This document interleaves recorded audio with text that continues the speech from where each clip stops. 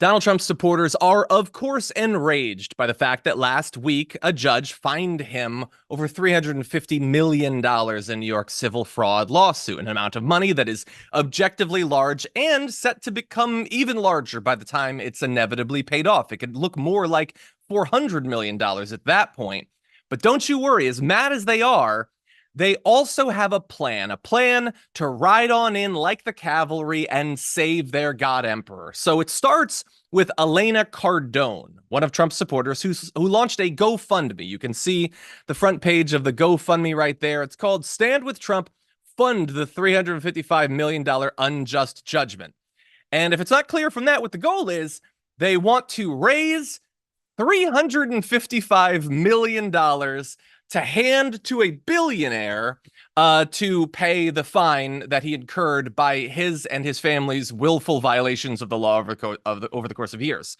And here's the fascinating thing about this. The amount of money that has been raised is almost perfectly calibrated right now to give everyone exactly what they want. If you are a Trump supporter, if you're a MAGA fan or whatever, you look at this and you say that as of when we're going live, they have raised $476,000, and you say, yes, the MAGA movement, we're coming together, we're going to do this thing. That's a lot of money. And $476,000, like imagine how much good that could do if it were given to someone who was actually in need, someone who was actually suffering, maybe medical debt or something, maybe someone who loses a family member in a horrific act of violence. Like if it was charity that actually was doing something charitable, it'd be a lot of money. But at the same time, it ain't much on $355 million, and it's hard to imagine that they're going to end up getting anything like that amount. So it's like that perfect amount right there. It's way too much money to give to a billionaire, but not nearly enough to actually save him. Before we continue with the story, we depend on members to keep on going. Don't wait. Click join now on YouTube. So like as pointless as it might objectively seem for poor conservatives to hand over their money to a guy who's worth billions of dollars, it's even more pointless because it's not really going to have any effect on his situation. So, geez, what a waste of money. And the only thing more amazing than how much of a waste of money it is the reasoning provided by the person who set it up. And we will get to that in just 1 minute. But first, I want to acknowledge those who went above and beyond on pointlessly giving their money to Donald Trump. These are the top donors, okay? And you can see there's someone who gave $10,000 to this. Aaron Jones, whoever you are, gave $5,000. Ronald Jackson, who I believe the idea is that is Congressman Ronnie Jackson, gave $3,000. Why? Well, I mean, I know why. I think we all know why. It's like he wants to get on that list. In fact, he probably very specifically gave just enough to not be the last position in the list as a sign of like veneration to Trump. I worship you this much. Please still love me. But it's $3,000 that this guy is giving to a guy who supposedly has literally billions of dollars, who doesn't need the money, does not in any sense deserve the money, and yet you're handing it over. You could give that to a charity. Ronnie Jackson almost certainly is a fake Christian, right? Couldn't you give that to a church or something? There are people sleeping on the streets, good, innocent people, who simply by virtue of circumstance and the chaos of our lives are on the streets. Their kids are on the streets. They don't have food. And you're giving $3,000 for Donald Trump after you already know that they lied in their business filings. It's 100% deserved. I don't understand it. I will never understand it. Now, it's totally legal. The GoFundMe gets to be on there. According to a representative, it's within their terms of service. It's not violating anything.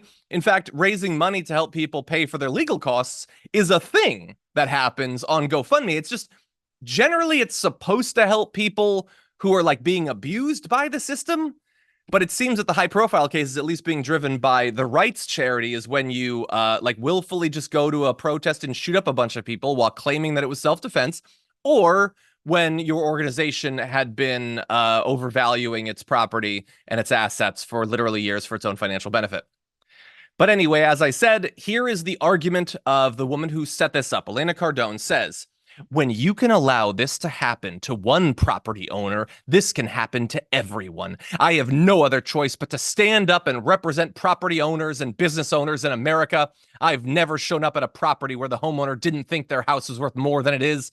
But now, according to this New York judge, for doing that, you can be considered to have committed fraud.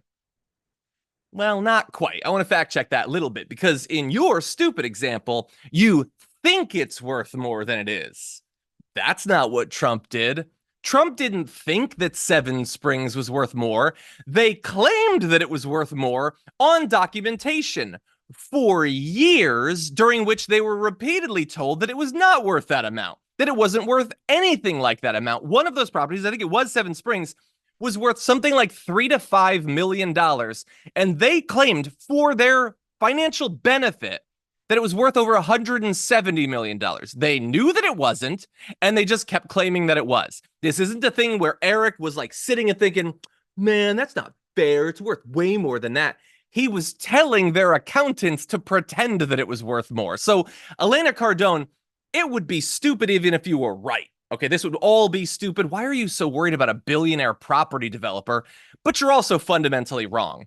And in addition to Seven Springs, Mar-a-Lago, he valued at $1 billion, about $970 million, at least more than it's actually worth. That's not a small thing.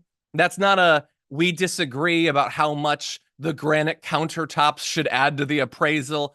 That's one appraisal is based in reality and the other is based in fantasy land. I want to read one more. I want to tell you about one more donor, by the way. Someone did not give $10,000. They give $5. And the reason is that when you give the money, you can also write a comment. And so this was the price of their comment. It's like a super chat, basically, for the Trump GoFundMe. And they said, I have donated $5 to put a comment of normalcy in between the insanity. So people know most people do not support this. This is Donna Bauer. No one is above the law, not even this orange con man. It is obvious he is good at conning gullible people. It is sad that you all can't see through this farce.